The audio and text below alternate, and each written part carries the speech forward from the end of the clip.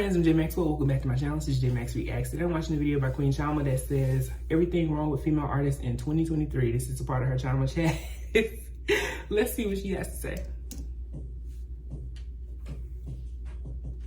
So hey y'all, I'm back with another video. So tonight's video is yet again another Chalma Chat video podcast edition. So by the title, we're going to be talking about everything wrong with female artists in 2023. So I know I talk about female rappers a lot, but this just encompasses female artists that are relevant to Gen Z and millennials in current times. I recently saw a post on the blog Spiritual World, and it was discussing the career timeline of current female rappers. So it says, female rap cycle, goes viral on TikTok, song charts on Billboard, everybody loves them, signs a 360, gets a diamond chain with their name on it, maybe a BBO, decides to drop an album, y'all randomly decide they're trash and stop supporting, then I never hear from them again.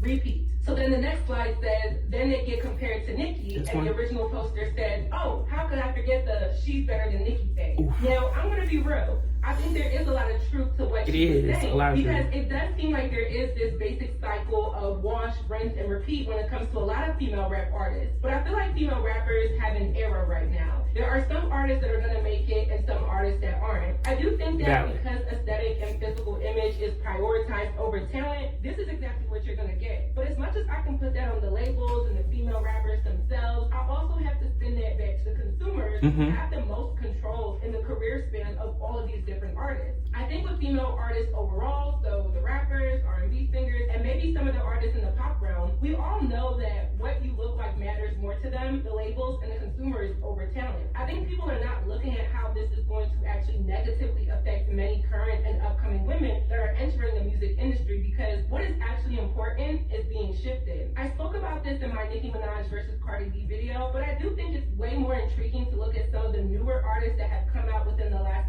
1 to 3 years and see how their careers are different than the traditional pathway. I think it's harder for women to do anything. So whether that's the music industry or working in corporate America, the glass ceiling, which is an idiomatic term for the barrier between men and women that prevents women from excelling higher in their careers, has been prevalent for women since the beginning of time. In America, women still get paid 30% less than men, and more times than not, women put in more work, or at the very least are just as qualified as men in their positions. I think when it comes to music, the industry has already changed, and we're actually living in the aftershock of it all. Social media has really been an oxymoron for the careers of anybody pursuing music. On one hand, it helps you reach large audiences, as you can go viral or you can just build a fan base. But on the other hand, it makes you heavily rely on the gimmicks of trends, filters, materialism, and just putting on an overall image for people to consider you valid and verified as an artist. I think the consumers are actually more to blame than anybody, because oftentimes the consumers are never checked for how much their interest reflects on what is popular. In order to make the change, you have to be the change. Yet, I do think the music industry has really changed and caused a lot to go wrong with the trajectory of a lot of women's careers in music. So I thought this was really interesting because I love talking about music, and I do like to flip this topic and discuss different elements to it every time it comes up on my radar. So I've broken this video down into 3 main talking points. So without further ado,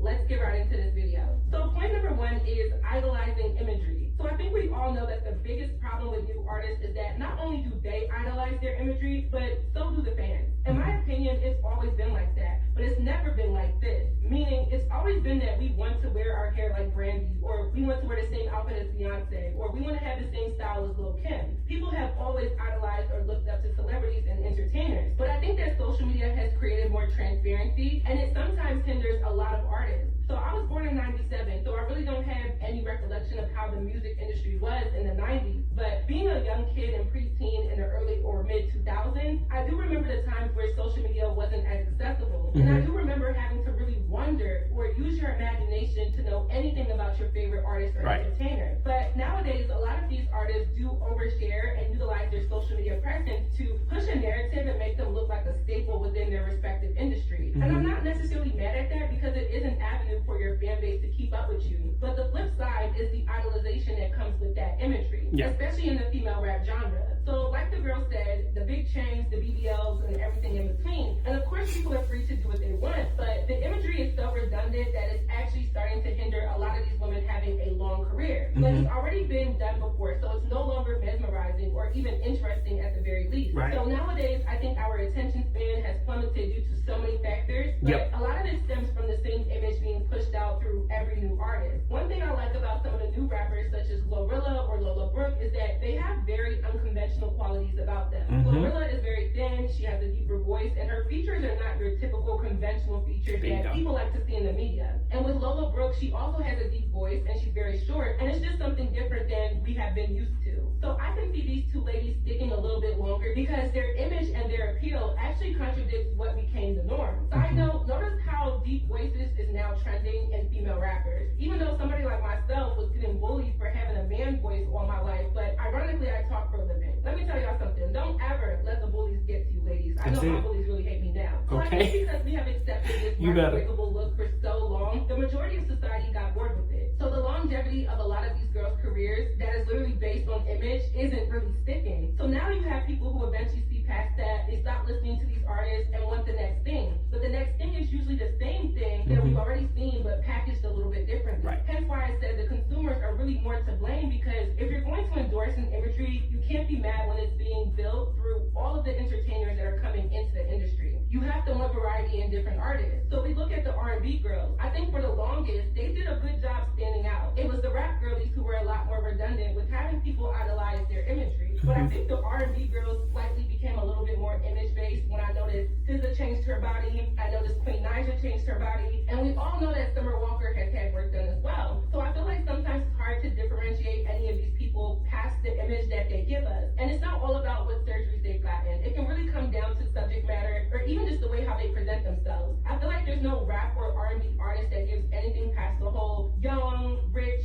raw, and ratchet perception. Of course, there are some that really don't, but I feel like everybody kind of makes themselves out to portray that all they do is look good, get lit, stay lit, and live above the average person. But a lot of them aren't sticking because they're not giving a personality that is much different than that. You guys can help me out in the comment section down below by listing which female rappers and female R&B singers that may be considered mainstream and known by most people that do give off a personality or image that is completely different from anybody else. On the rapper end, I don't really see it. Everybody talks about the same stuff, like even within their personality. Everybody is loud, everybody is turned, everybody came from nothing, everybody really has the same backstory. On the R&B end, it might be different. I will be real with y'all, I don't listen to much R&B, I'm just now getting into it. I think idolizing this imagery actually has been hindering everybody's careers because there's no more star quality that makes people stand out. It's almost like you have to make sure that you get in the club and act a certain way, unless you won't be endorsed by the labels, the people in the industry, and even the consumers. And I think we should definitely change that because I would like to see more artists have different personalities. And I'm not saying that they have to be reserved or meek or shy. I just feel like the party girl, rich and ratchet aura is definitely played out. I actually like Mona Leo's personality because you can tell that the girl is very educated. You can tell that she doesn't really prioritize the same things that other female rappers do. So I naturally take a liking to her personality in addition to her music. I want consumers to stop idolizing imagery because what we're going to see is that a lot of these girls may or may not last as long as they could because we're overlooking their content and only looking at their personalities, their bodies, and the material items that they possess. Now, point number 2 is mediocre music. To say that a song is mediocre is obviously an opinion or subjective, but I think that when there's a general consensus of something, then more times than not, it probably does have some truth to it. I feel like the music that we have been getting has been stuck in the party phase for so long, and there's nothing wrong with a good club banger. I love me a club banger, I'm about to drop club bangers, but the problem is there's a lot of artists that can only create that sound. So oftentimes with female artists, especially the rappers, the labels and the fans are telling you that they want more and more of the same type of music, but then they'll also say that you're repetitive. That's what they were trying to say about Meg Thee Stallion, that her flow and her subject matter was repetitive. And this is what I've been saying a long time and a lot about the way people view and hear and see artists nowadays. Y'all get mad when they switch it up. Then they're being inconsistent. But then if they do the same thing that you want them to do or that they're known for doing, they're boring. And it's like, what do y'all want from them? Then it gets equal to being mediocre. And then on the R&B end, I think a lot of R&B singers get stuck in the whole heartbreak genre, and then people get tired of hearing the sad music, and then they want them to make more feel-good stuff. But unfortunately, once these artists do change up, people then say that they don't have it anymore. I've also seen this with male rappers. I feel like people say that Roddy Ricch fell off, and I think what Roddy Ricch did was that he didn't adapt in time for his fans to take a liking to his new music. I think that mediocrity really comes from not being a well-rounded artist. It makes sense that if you have a hit song to follow up with something similar. But I think by your fourth song, you have to switch it up unless you're going to lose your momentum, because this generation is so quick to find their next fix. I will say that a lot of the subject matter in female rap is definitely mediocre. And I'm not even against the booty popping music and the get a bag music. I literally grew up on that. But what I do agree with is the lack of diversity in showing people how much more you can do as an artist. I really don't want to say this, but I feel like if Summer Walker drops another heartbreak album, it will do great commercially, but I think people are going to start to tell her to switch it up. And I think the consumers requesting that is not bad. They are the ones who buy the music. But if an artist is being pushed into the industry based off of point number one, which was the idolization of an image, there's a lot of artists that really aren't even well-rounded people to begin with, who either got lucky because they went viral, or, and this may be harsh, they really aren't smart enough to give you anything different. There's a lot of uneducated rappers, both male and female, and I think people expect a lot from these people to give them content that they may not even be able to give you. Not that they physically can't, but they may not be able to educate themselves and mentally produce something different than what they already know, which then equals mediocrity. My suggestion would be to vet out why you are in support of an artist, and I think the label should give artists more platforms to showcase their personalities to their fan base. That's why I really like the whole XXL idea, because I think the segments that they do on their YouTube channel, once they have a class of artists, actually gives the consumers a chance to see how they talk, see what they're interested in, and things of that nature. Mediocre music will always be a thing. There's always going to be a silly song that goes viral, or a subject matter that is more promoted than others. So to combat that, artists in the music industry definitely have to show their fan bases different sides to their artistry. Now, my third and final point is dumb beats. Now, this one is more on the female rap side, because I don't really see the R&B girls getting down. They don't ever scrap. They seem to want to collaborate with one another, and it's never that much pressure between them. Correct me if I'm wrong, because like I said, I'm just getting into the R&B girlies within the last few months. But on the rapper end, a lot of these girls beef over the dumbest thing. And not really the people that's mentioned in this video, but just the whole entire industry. And it's the fans and the consumers that 9 times out of 10 create the dumb beats. Exactly. We recently saw people compare Ice Spice to Lotto, and I thought that was the dumbest thing, because I didn't understand why it has to be a thing. And I really think it's more or less contrived by people within the industry, as well as the fan bases looking for something salacious or messy to post. I've noticed that a lot of fans and consumers live vicariously through a lot of these people, meaning they want to be Cardi B, they want to be Summer Walker, they want to be Coyle Ray, they want to be all of these people. So they inherit their beefs, and they inherit any controversy that they deal with, and internalize it and continuously push it. But what the consumers have to understand, that when you do that, you directly restrict their careers. Because if you can't collaborate in any business or industry, you're not going to expand. It's always about who you know and not what you know. So when people try to create a fake beef between Lotto and Amaretta, they flipped it and did a collaboration together. And that song ended up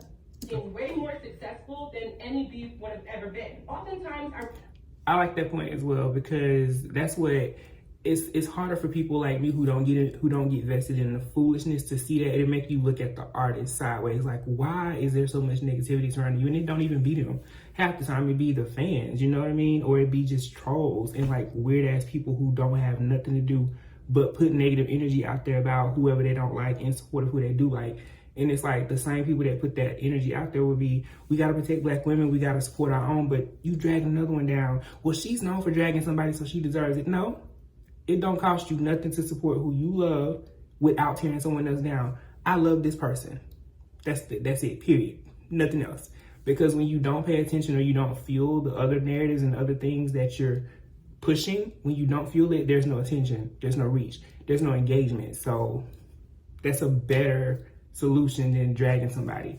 We don't even think it's the artist unless we see them physically or verbally come for one another. I do think it's the fans. And how this affects the careers is, like I said, it restricts collaborations and partnerships, but it also makes a lot of these girls look as if their entire industry is ununified. Exactly. And then you have people coming in that can easily override these girls girls because everybody's always going to look for the likable character or the protagonist in any situation. I hate seeing artists beef over dumb stuff. Like, if it's real beef, let it be that. But if he said, she said, or anything dealing with underworkings of business, leave it underground. It can really stunt somebody's career. And I've seen it more in recent times, like over the last year, than I've ever seen it before. A lot of it is very petty and meaningless. And I think if these artists want longevity in their careers, they simply have to focus on their talent, their creativity, and being able to relate to their fans on a consistent basis. I just wanted to throw this in there. I probably should have said it in point number 1, but I do want to see Normani expand as a bigger artist. But I do think she's restricting her career by not being relatable to her fans, and the fans do eat her up for that. So a lot of these artists have to start taking heed to all of these factors that could stunt their careers, and the consumers have to be more genuine and intuitive about which artists get to blow up, which artists get to stay in the industry, and which artists have a true impact for their overall careers.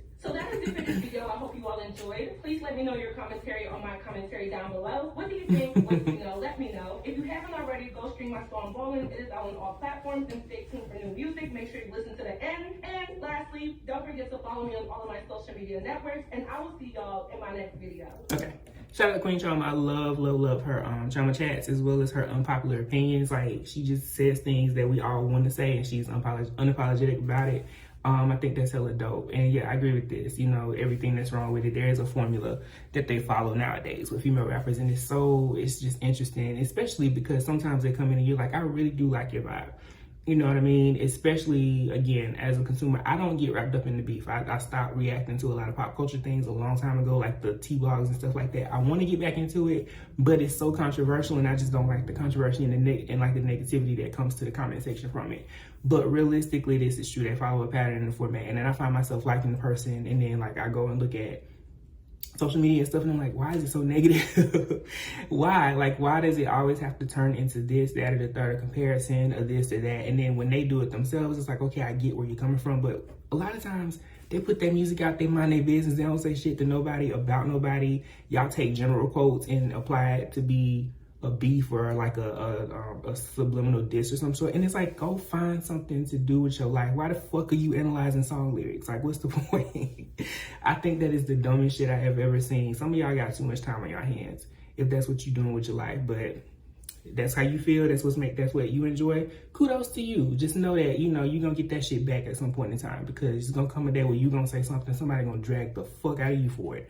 But rant over, this was good. I really do like a lot of what I'm hearing in female artists today, R&B, rap, all of it. And I hope that we get to a point where we don't see all the negativity and that they can thrive. Even if they're not on top or anything like that, they're able to just have consistent, you know, releases of music that do okay and do well, you know? That's my opinion. Let me know your thoughts about it below. Comment, like, subscribe. Until next time. Peace.